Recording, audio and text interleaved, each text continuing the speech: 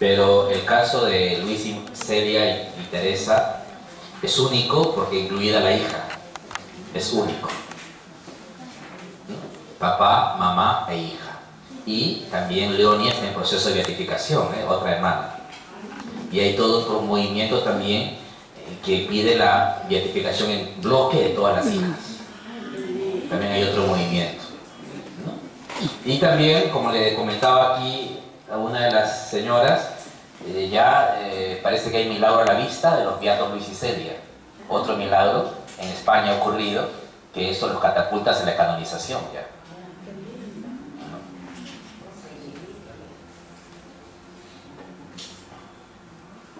¿Cómo vivir hoy de santidad? ¿Así dice? Santidad y sacramentos. Me preguntaban hace algunas semanas, una mamá me preguntaba, ¿cómo puedo enseñar a mis hijos a que amen la misa, que les guste la misa? Porque se aburre y no quieren venir, dice, ¿no? Y yo creo que el ejemplo de la familia de Teresa nos ayuda. En casa se hablaba de Dios, pero de manera creíble. A veces hablamos de Dios, pero de cualquier manera. De manera pasajera, o quizás hablamos, pero sin el mayor sentido de lo que estamos diciendo. Para el amor a Dios en la familia de Teresa era creíble. Lo veían a sus padres reflejado en el testimonio. Teresa decía, si yo quería saber cómo oran los santos, tenía que ver a mi padre orar. Entonces, el padre dice que impresionaba a las hijas cuando el papá oraba. Entonces, el amor a Dios era creíble. Pero a veces hablamos de Dios, pero damos una mala imagen de Dios. Decimos, Dios te va a castigar. Si haces eso, Dios te castiga. O queremos enviarlo a la misa, pero nosotros a veces no vamos. O no damos un fiel testimonio. Que en casa se hable más de Dios. Ahora, la santidad se da siempre en amistad con Dios. Pero Dios no es invisible. Dios se ha hecho hombre en la persona de su Hijo, Jesucristo. Por tanto, los sacramentos forman un camino irrenunciable. Nadie se hace santo sin los sacramentos. En otras palabras, nadie se hace santo sin Cristo. Porque los sacramentos son Cristo. Por eso, empecemos por cuidar. Amar, yo digo, no solamente ir, amar la misa dominical, la confesión frecuente, escuchar las enseñanzas de la iglesia. Su padre Luis llevaba a Teresa, pequeña en brazos, a escuchar los sermones de Semana Santa en Cuaresma. Dice que el primer sermón que ella entendió fue uno de Cuaresma. Entonces, a veces llevamos a los hijos, pero sin ese sentido de responsabilidad, de poder educarlos. A veces llevamos a los hijos al templo y los dejamos sueltos. Se ponen a corretear como si fuera un parque de diversiones. No, hay que educarlos. Y si queremos que ellos oren, nosotros somos los primeros que oramos, que los ponemos de rodillas, etc. Entonces, por ahí, ¿no? ¿Qué edad tenía Teresa cuando falleció? 24 años. Muere a los 24. Ingresa a los 15 al monasterio y muere a los 24. 9 años de vida religiosa. Llega a ser maestra de novicias. Bueno, no con el nombramiento, sino más bien, en la práctica era la maestra de novicias, pero su nombramiento era ayudante de maestra de novicias, pero en la práctica ella era la maestra. ¿No? Porque la superiora le encargaba, María de Gonzaga, había descubierto en ella profundas cualidades. Y decía, tiene sus cualidades para ser superiora. Pero no lo podía hacer, ¿por qué? Porque ya 2 hermanas de ellas mayores estaban en el monasterio. Y solamente 2 hermanas mayores les permite asistencia en el coro. Por ser una tercera hermana carnal, ya no le correspondía. Luego, ¿por qué se prohibían los calmantes o evitar el avance de la tuberculosis? No, evitar el avance no, pero sí los calmantes, porque se consideraba pues una práctica pues poco acorde con el sentido de sacrificio, una religiosa y una carmelita. En esa época se veía así, hoy día quizás no se ve, pero en esa época sí, según las reglas, estaba prohibido que una carmelita use morfina. No. Pero eso sí, una enfermedad se combatía. El médico tenía que ir. Pero ahí también, en el caso de Teresa, hay cierta negligencia. El médico de la comunidad, digamos, la asiste a Teresa, pero por alguna razón el médico tiene que viajar. Entonces, no hay quien asista a Teresa por un buen tiempo. Y las hermanas de Teresa le piden a la superiora que por qué no llama a su primo, que también era médico, un primo político de ellas. ¿Por qué no llama a nuestro primo político, que él es médico, le puede atender? No, pero él es muy joven y no puede entrar acá, ¿no? Entonces, en ese sentido, hay una cierta negligencia. Pero la enfermedad se combatía y los médicos podían entrar al monasterio. Eso sí, la religiosa siempre vestía de religiosa, ¿no? Pero sí, no es que se prohibía el avance, no es que se dejaba que la tuberculosis avance. No, se llamaba al médico y se proporcionaban los medicamentos que prescribían, ¿no? Pero en su caso la enfermedad ya en ese tiempo no tenía curación, ¿no? En el estado en que estaba ya. Recuerden que Teresa también, pues cuando se dieron cuenta de la enfermedad ya estaba bien avanzada. Incluso había destruido ya casi los 2 pulmones y estaba avanzando por el estómago y sin calmante.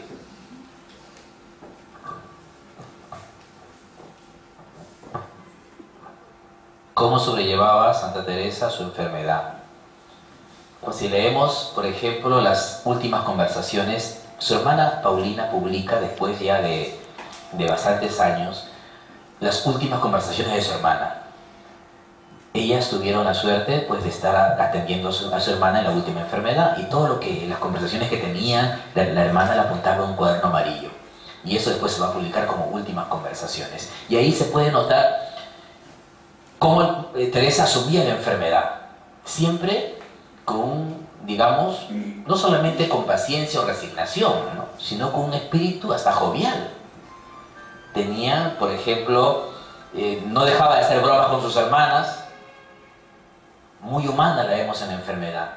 Ella pedía que sus hermanas la acaricien, que la besen, pero que suene, de un beso que suene. Le decía a su hermana, ¿no?, dame un beso que suene.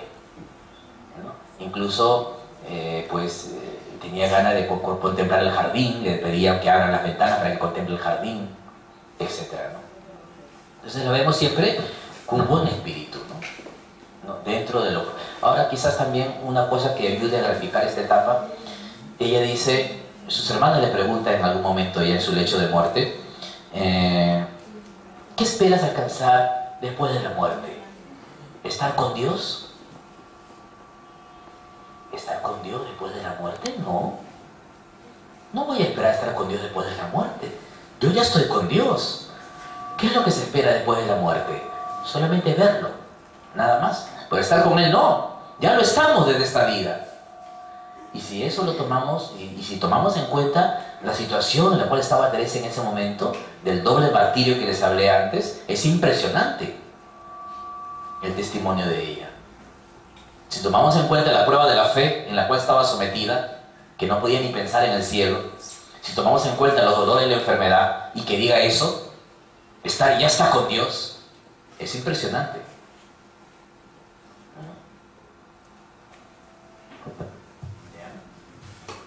Yo creo que ahí terminan aquí hay una...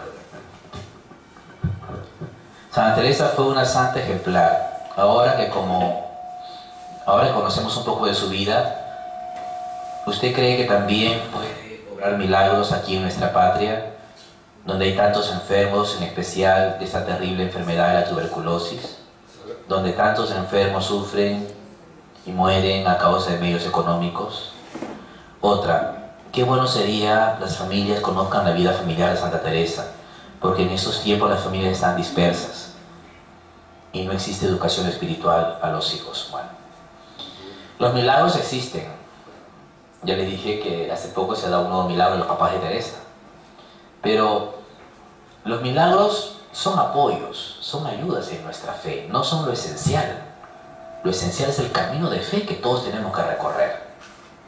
Ese es lo más importante. A veces, ¿por qué no ocurren los milagros? Porque falta fe, falta confianza. La fe, lo que yo digo siempre, no es un simple sentimiento. A veces decimos, vamos a la misa y quiero comulgar. ¿Por qué comulgo? Porque tengo mucha fe, yo creo mucho en Dios, pero llegué tarde a misa y quiero comulgar. No, la fe no se reduce a un sentimiento. La fe es decisión, es convicción que brota del entendimiento, que brota de tu inteligencia. Nuestra fe no es ciega. Nuestra fe busca comprender. Y para eso necesitamos de la razón, de la inteligencia. ¿Qué te dice tu razón, tu inteligencia? ¿Has obrado dignamente? ¿Has glorificado a Dios con tus obras? ¿Estás obedeciendo a Dios? En esa medida me dirás si tienes fe. En esa medida me dirás si tienes fe. Si no vengamos con cuentos. Entonces, ¿por qué no se dan los milagros hoy día? Por la falta de fe. Porque hemos desvirtuado el camino de fe y le hemos reducido un sentimiento. Mucha gente dice tiene fe, pero si tú ves su vida, está totalmente alejada de los criterios de Dios. Hay que obedecer a Dios. Y la fe brota de la escucha. Hay que escuchar a Dios. ¿Cuánta gente va a misa y ni siquiera toma atención a la palabra y quiere comulgar? Antes hay que comulgar con la palabra de Dios, aceptar su mensaje, para después acercarme a la mesa.